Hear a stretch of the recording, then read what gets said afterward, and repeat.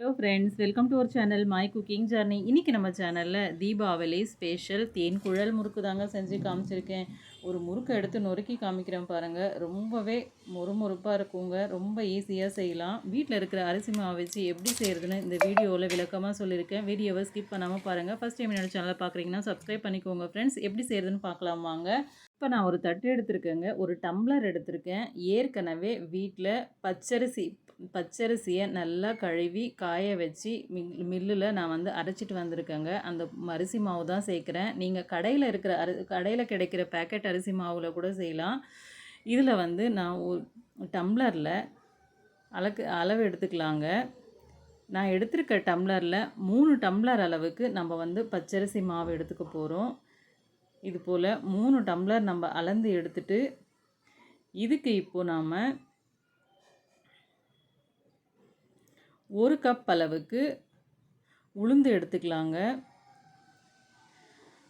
வீட்டில் இந்த உளுந்து வந்து நல்லா ஒரு துணியில் வச்சு நல்லா தொடச்சி எடுத்துக்கலாங்க. தொடச்சி எடுத்துட்டு நம்ம வந்து இது போல் அளந்து எடுத்துக்கலாம். 3 டம்ளர் அரிசி மாவுக்கு 1 டம்ளர் உளுந்து எடுத்திருக்கேன். உளுந்தை நல்லா நான் வந்து இந்த துணியில் வச்சு நல்லா தொடச்சி எடுத்துட்டேன். மேலே தூசு இருக்கும், அதெல்லாம் வந்து நல்லா தொடச்சி எடுத்துட்டோம். இப்போ வந்து இதை ஸ்டவ் பற்ற வச்சு கடாய் வச்சு லைட்டாக வறுத்து எடுத்துக்கலாங்க.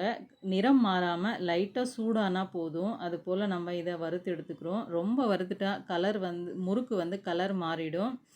அதனால் இது போல் லைட்டாக வறுத்து எடுத்துக்கலாம். இப்போ நமக்கு வந்து வறுபட்டுடுச்சுங்க உளுந்து. இப்போ வந்து ஒரு தட்டில் மாற்றிக்கலாம். தட்டில் மாற்றி இது கொஞ்சம் நல்லா சூடு ஆறின உடனே மிக்ஸி ஜாரில் சேர்த்துக்கலாங்க. மிக்ஸி ஜாரில் சேர்த்து நல்லா இதை அரைச்சி எடுத்துக்கலாம்.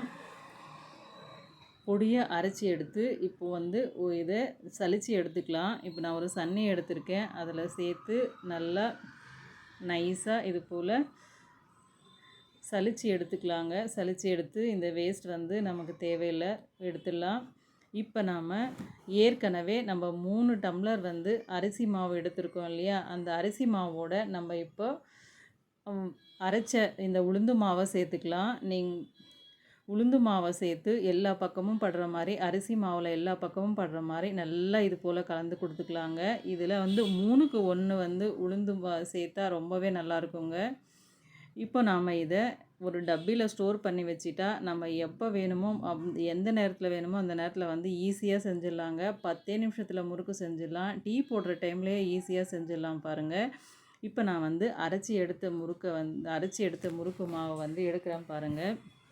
இதில் நான் எடுத்த கரண்டியில் வந்து ஒரு 2.5 கரண்டி அளவுக்கு அரிசி மாவு எடுத்திருக்கேன், முறுக்கு மாவு எடுத்திருக்கேன். இதில் இப்போது மீதி மாவு வந்து இது போல் மூடி போட்டு ஸ்டோர் பண்ணி வச்சிட்டிங்கன்னா உங்களுக்கு ஒரு மாதம் வரைக்கும் வெளியவே வைக்கலாங்க. ரொம்ப நல்லாயிருக்கும். தேவையான போது யூஸ் பண்ணிக்கலாம். இதுக்கு இப்போ ஒரு 1/2 ஸ்பூன் அளவுக்கு கருப்பு எள்ளு எடுத்திருக்கேன். இதுக்கு தேவையான அளவு உப்பு எடுத்திருக்கேங்க.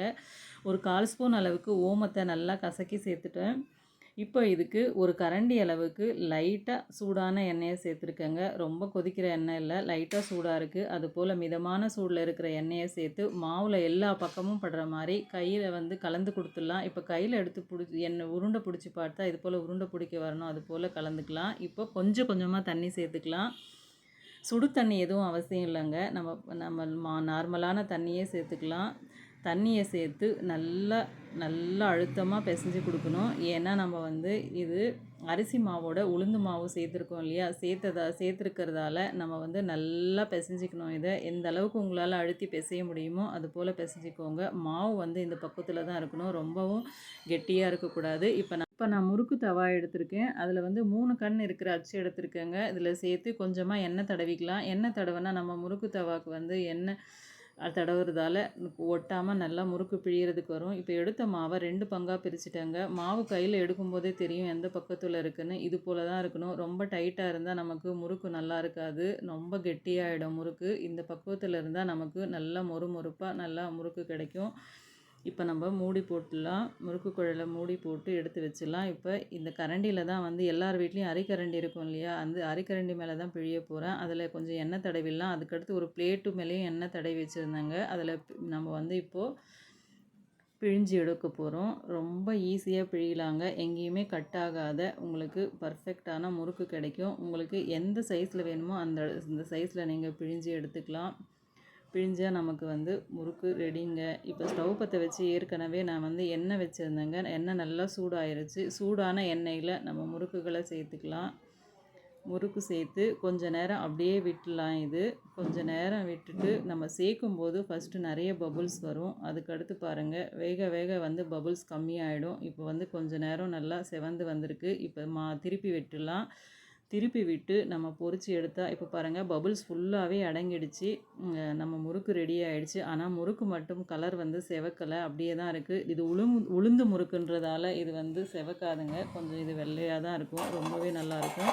முறுக்கு ரெடி ஆகிடுச்சுங்க. இப்போ தட்டில் மாற்றிட்டோம். அடுத்த முறையும் சேர்த்து நம்ம பொரிச்சு எடுத்துட்டோம். நம்ம எடுத்த மாவில் வந்து நமக்கு 10 முறுக்கு கிடச்சிதுங்க. நீங்களும் இந்த தீபாவளிக்கு இது போல் முறுக்கு ட்ரை பண்ணி பாருங்கள். இன்னும் நிறைய ஹெல்தி ரெசிபீஸ் நம்மளோட சேனலில் இருக்குது. ராகி ரெசிபீஸ் இருக்குது, மைசூர் பாக் ரெசிபீஸ் இருக்குது, விதவிதமான தட்டை ரெசிபீஸ் இருக்குது, முறுக்கு ரெசிபீஸ் இருக்குது. அதையும் பாருங்கள். நம்ம சேனலுக்கு சப்போர்ட் பண்ணுங்கள். தேங்க்யூ ஃபார் த வாட்சிங் கைஸ்.